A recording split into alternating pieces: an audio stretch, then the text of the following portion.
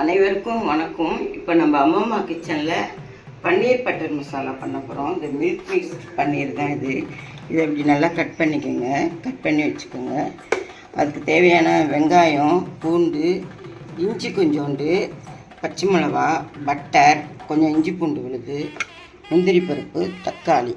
நான் இந்த சைஸ் வெங்காயம் தான் 2 கட் பண்ணி வச்சுருக்கேன். இந்த பன்னீருக்கு எங்களுக்கு 4 பேருக்கு 5 பேருக்கு தேவையான இந்த ஒரு பன்னீருக்கு தேவையான கிரேவி பண்ணுறதுக்கு இந்த மாதிரி பெங்களூர் தக்காளியாக எடுத்துக்கோங்க. அப்போ தான் புளிப்பு இல்லாமல் நல்லாயிருக்கும் பன்னீர் பட்டர் மசாலா. அதனால் இது மாதிரி பெங்களூர் இது மாதிரி 3 தக்காளி தான் நான் அதில் அரிஞ்சு வச்சுருக்கேன். இதுக்கு போடுறதுக்கு இந்த மாதிரி தக்காளியாக எடுத்துக்கோங்க, நாட்டு தக்காளி வேண்டாம். இப்போ நம்ம இதை இந்த பன்னீரை நம்ம என்ன பண்ணுறோன்னு கேட்டிங்கன்னா, இந்த மாதிரி தண்ணி கொதிக்க வச்சுக்கோங்க.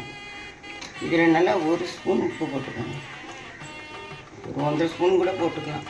போட்டுட்டு நல்லா தலைப்புலன்னு நல்லா கொதிக்கும்போது, கொஞ்சம் நல்லா கொதிக்கும்போது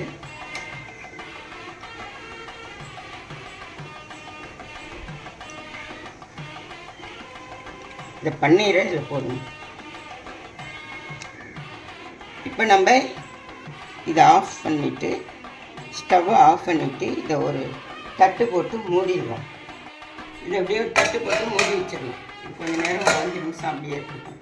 இப்போ நம்ம இதை எப்படி வதக்கிறதுங்கிறது பார்த்துக்குவோம். இதை எப்படி வதக்க நம்ம கொஞ்சம் பட்டர் போட்டுக்கணும்.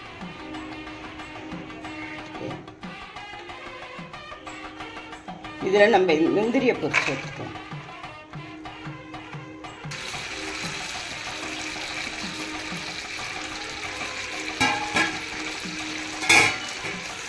நல்லா செவக்கணும்.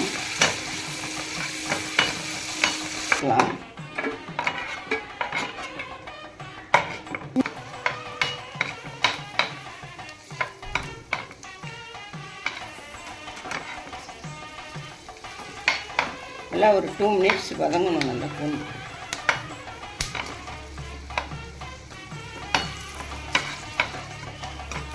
நம்ம இப்போ இந்த பச்சை மிளகாயை மட்டும் எடுத்துருவோம்.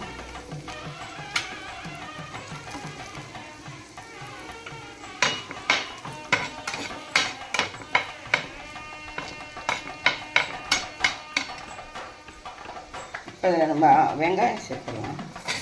பெரிய வெங்காயமே போட்டுக்கோங்க. சின்ன வெங்காயம் பட்டர் மசாலாவுக்கு சேர்த்தா அவ்வளோதான், கிரேவி இருக்காது, ஸ்வீட்னஸ் வராது. இப்போ நம்ம அடுத்த பெருசாக வச்சுக்கணும்.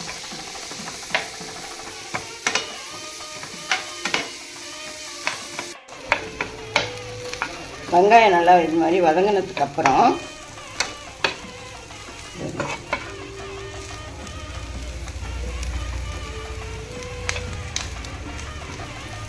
நம்ம தக்காளி போட்டுடலாம்.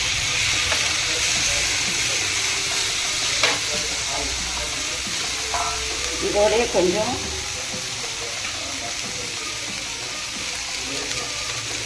முதல்ல இஞ்சி பூண்டு போட்டால் பொட்டிக்கும், கொஞ்சோண்டு இஞ்சி பூண்டு. இப்போ நம்ம இந்த ஸ்டேஜில் கொஞ்சம் நான் காஞ்சி மிளகாய் போடல, அதனால் மிளகாத்தூள் போடுறேன். ஒரு சில்லி, அந்த காஷ்மீர் சில்லி, அது போட்டால் தான் கொஞ்சம் கலர் வரும்.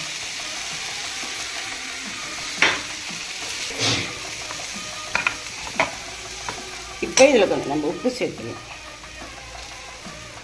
இந்த பட்டருக்கு தேவையான உப்பு, அதை பன்னீருக்கு கொஞ்சம் உப்பு போட்டிருக்கோம். இந்த கிரேவிக்கு பத்தலைன்னா சேர்த்துக்கலாம். இப்போ நம்ம ஸ்டவ்வை ஆஃப் பண்ணி வச்சுட்டு, இதை ஆறுனதுக்கப்புறம் மிக்சியில் போட்டு நம்ம அரைக்கணும்.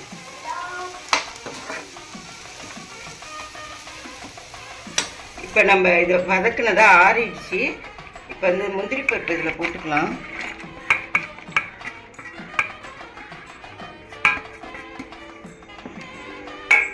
முந்திரி பருப்பு போட்டு இதை ஒரு நான் அரைச்சிட்டு, அதுக்கப்புறம் இதையும் போட்டு நான் அரைச்சிட்டு வந்துடுறேன். கொஞ்சம் பட்டர் போட்டு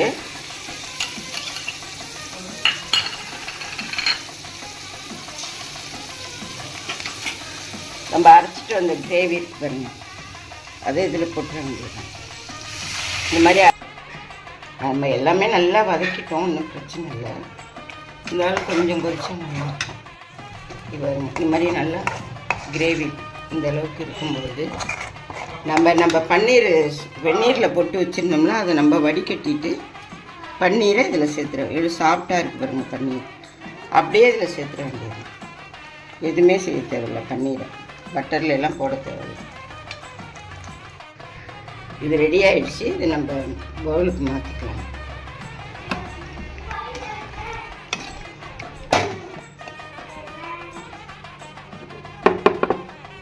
இதில் நம்ம கொஞ்சம் கொத்தமல்லி தழை போடணும்.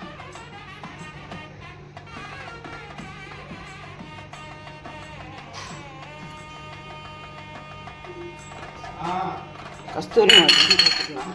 நான் போடல. இதில் அப்படியே கொஞ்சம்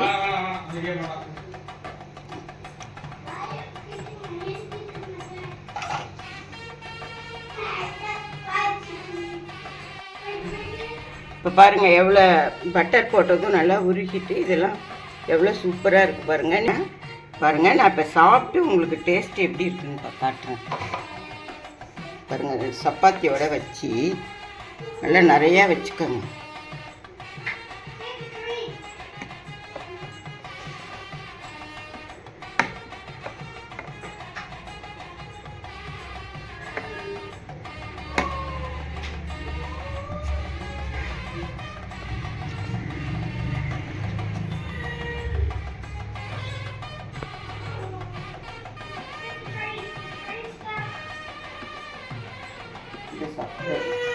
பன்னீர் பாருங்கள் எவ்வளோ சாஃப்டாக இருக்குங்க.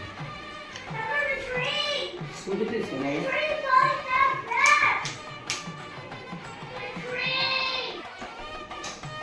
பாருங்க அருமையாக. இதே மாதிரி நீங்கள் செஞ்சு சூப்பராக இருக்குங்க. இதே மாதிரி செஞ்சு சாப்பிட்டு பார்த்து எனக்கு கமெண்ட் பண்ணுங்கள், ஷேர் பண்ணுங்கள், சப்ஸ்கிரைப் பண்ணுங்கள். உங்கள் பிள்ளைங்களுக்கெல்லாம் கொடுத்து உங்கள் பிள்ளைங்களுக்கு என்ஜாய் பண்ணுங்கள். தேங்க்யூ. எங்கள்